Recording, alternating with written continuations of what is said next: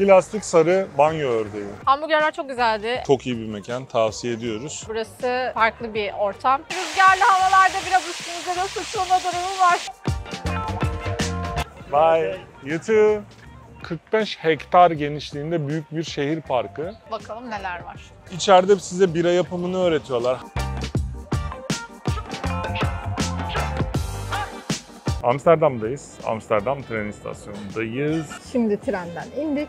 Evet, şimdi indik daha. Şehri dolaşacağız. Bu bizim Amsterdam'a ikinci gelişimiz. Dolayısıyla bir tık daha rahat anlatabileceğimizi düşünüyoruz her şeyi. Hadi şimdi gelin beraber şehirde dolaşalım.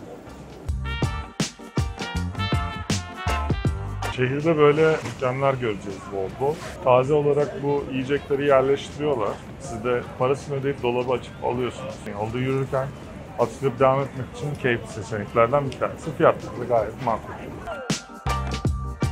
Amsterdam yürüyerek de gezilebilecek bir şey ama biraz yorucu oluyor. O yüzden biz günlük toplu taşıma bileti tercih ettik.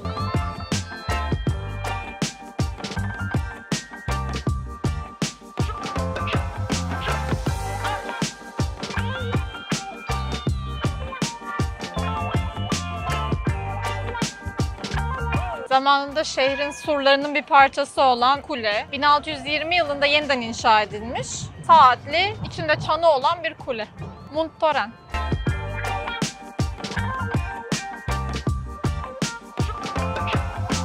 Kanalın kenarına konumlandırılmış çiçek pazarı Bloemenmarkt. 1862'den beri var olan bir pazar. Lalelerden Sardunya'ya kadar çeşitli çiçekler içerisinde bulabiliyorsunuz. Bakalım neler var.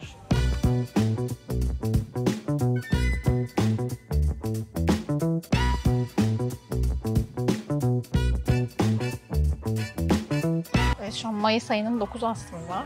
Ama bu çiçek pazarının olduğu cadde üstünde bir Christmas dekorasyon dükkanı. Yılbaşı ruhunu hissetmek istediğinizde yılın her zamanı gelebileceğiniz bir yer.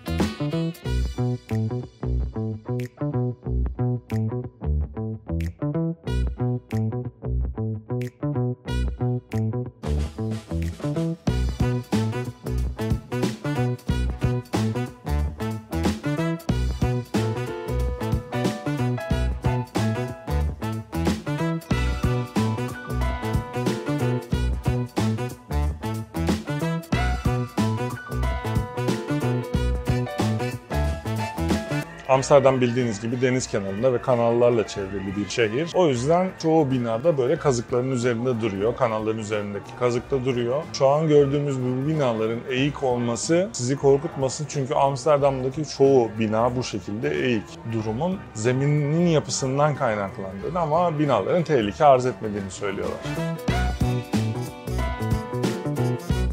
Plastik sarı banyo ördeği. Suyun içine koyuyorsunuz ve yüzüyor. Olayı bu. Ama buradaki arkadaşlar böyle düşünmemişler çünkü her çeşitten plastik ördeğin bulunduğu manyak bir mağaza açmışlar. Çekim için izin almaya çalışacağız. Eğer izin verirlerse göstermeye çalışacağız içeriği.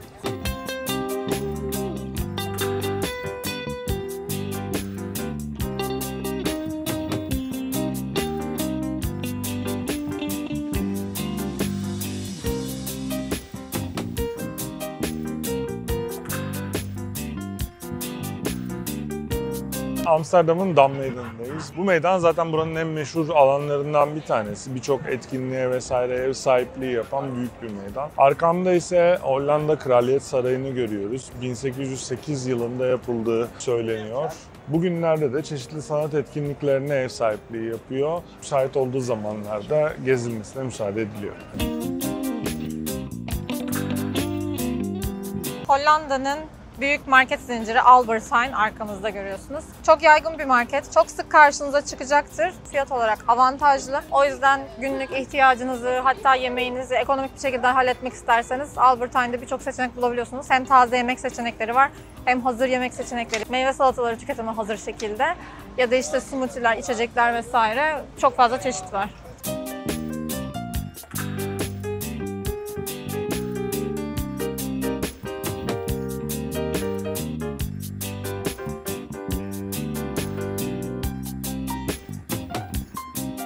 Yavaş yavaş akşam oluyor Amsterdam'da birinci günümüzde. Şu anda saat 20.02, saat 8 yani.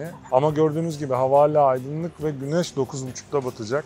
Bu da bizim için ilginç bir deneyim olacak. Bir arkadaşımızın tavsiyesiyle Burger Meister adlı mekana geldik. Bir şeyler deneyeceğiz. Ondan sonra onları da tabii size göstereceğiz. Sonra da yorumlarımızı veririz.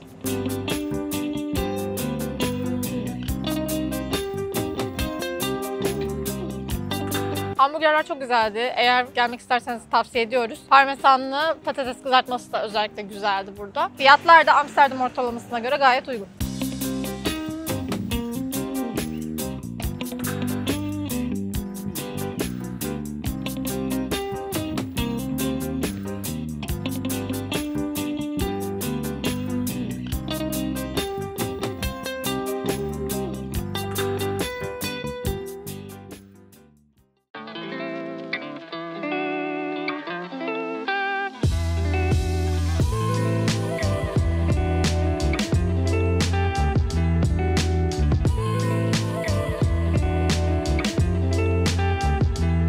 Bit pazarı sevdamız tabii ki Amsterdam'da da devam ediyor. İkinci elcilerin olduğu Waterloo Plain'de olan bit pazarına geldik. 19. yüzyıldan kalma bir alan üzerine kurulu bir bit pazarı. Haftanın 6 günü açık. 9.30'da başlıyor. 17.30'a kadar devam ediyor. 300'den fazla tezgah varmış. Şimdi biraz göz atacağız.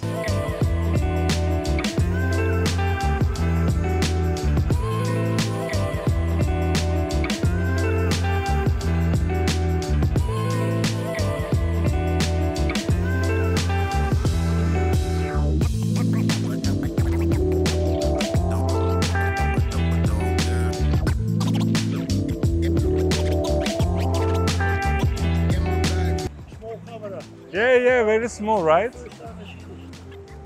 Bye. You too. Evet, pazarı dolaştık. Şunu söylemek lazım, biraz kıyafet yoğunluklu bir pazar. Şu an saat 11.55 ama hala bazı tezgahların kuruluyor olduğunu görüyoruz. Yani aslında ideal ziyaret saati saat böyle 2-3 gibi olabilir diye düşünüyoruz. Mutlaka ilginiz varsa gelin.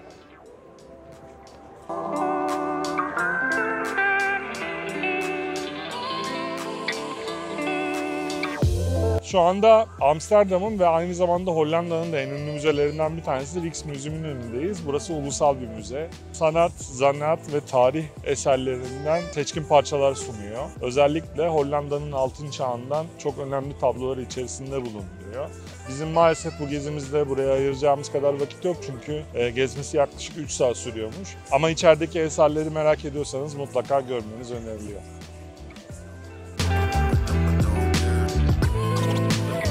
Rijks Müzesi'nin bahçesindeyiz. Çok güzel peyzajı olan bir bahçe. Ve böyle ortasında bir havuz var. İçine geçebiliyorsunuz ve etrafınızdan puskeler yükseliyor bu şekilde. Tabii rüzgarlı havalarda biraz üstümüze de sıçrama durumu var şu anda. Uzaktan ıslanıyorum diyebilirim. Bittiği anda çıkacağız.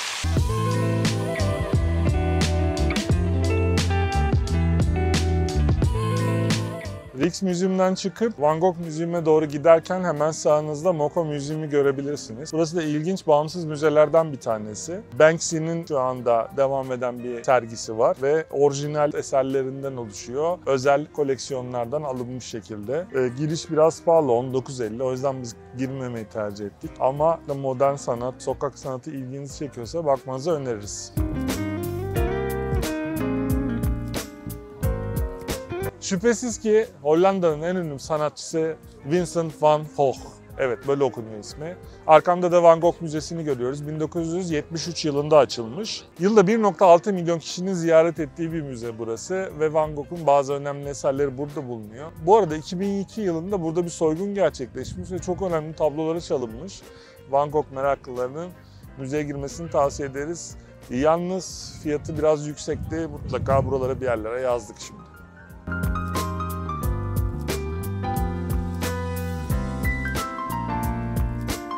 Vondel Park'tayız. Burası yaklaşık 45 hektar genişliğinde büyük bir şehir parkı. 1865 yılında açılmış ve yılda yaklaşık 10 milyon ziyaretçiyi ağırlıyormuş. Çok güzel bir park. Biz de size daha fazla uzatmadan çeşitli görüntüler eşliğinde gösterelim.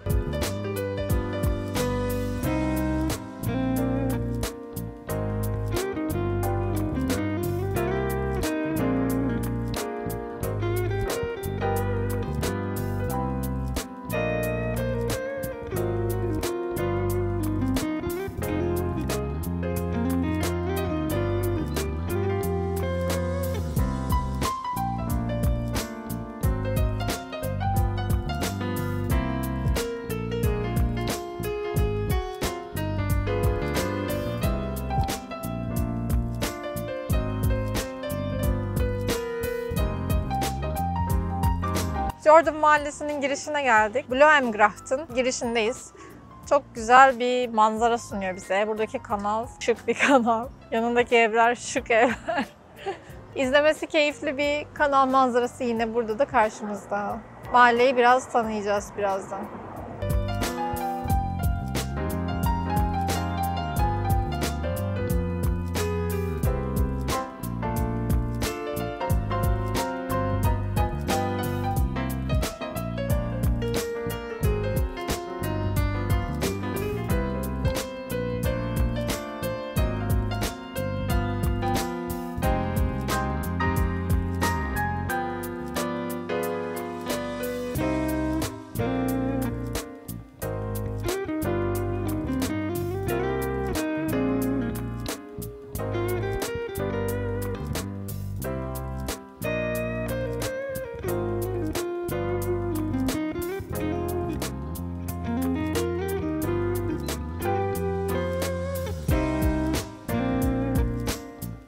Amsterdam'ın meşhur Red Light bölgesindeyiz. Burası farklı bir ortam. Amsterdam'a çok özgü bir yer. Nehrin kenarında konumlandırılmış birçok mekan var. Siz de ilginizi çekiyorsa burayı ziyaret edebilirsiniz. Ayrıca bu bölgede fotoğraf veya video çekmek yasak olduğu için size ancak uzaktan gösteriyor olacağız. Merak edenler zaten internette görselleri bulabilirler.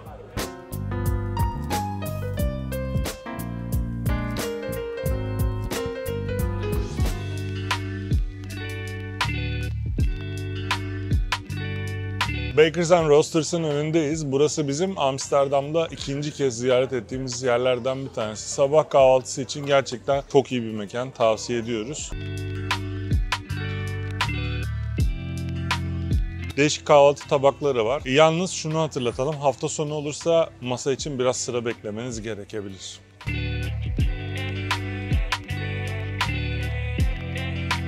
Arkamda Heineken'in fabrika binasını görüyorsunuz ve açılan ilk fabrikası oluyor. Şu anda da Heineken Experience adında bir müze tura sahip. İçeride size bira yapımını öğretiyorlar. Heineken'in tarihçesinden biraz bahsediyorlar. Dünyada yakaladığı başarıya dair çok güzel ipuçları veriyorlar. Sonunda da küçük bir tadım testi var. Biz daha önceki Amsterdam seyahatimizde katılmıştık. O yüzden bu sefer girmedik, içeriği de görüntüleyemedik. Ama çok keyifli olduğuna garanti verebilirim.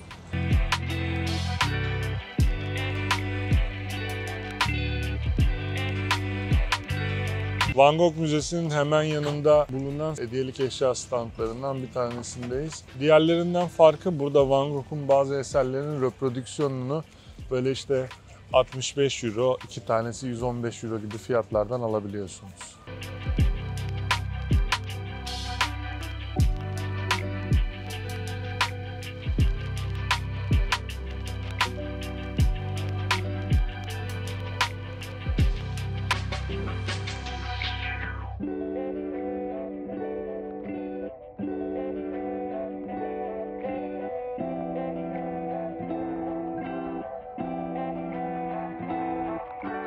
Amsterdam'a veda etme vaktimiz geldi. Şu anda Amsterdam Havaalanı Schiphol'deyiz. Uçağımızı bekliyoruz. Çok yorulduk çünkü bu bizim 8 günlük gezimizin son durağıydı. İkinci kez gelişimizdi Amsterdam'a. Gayet yine keyif aldık. Tekrar gelmeyi isteriz. Evet. Gayet eğlenceliydi.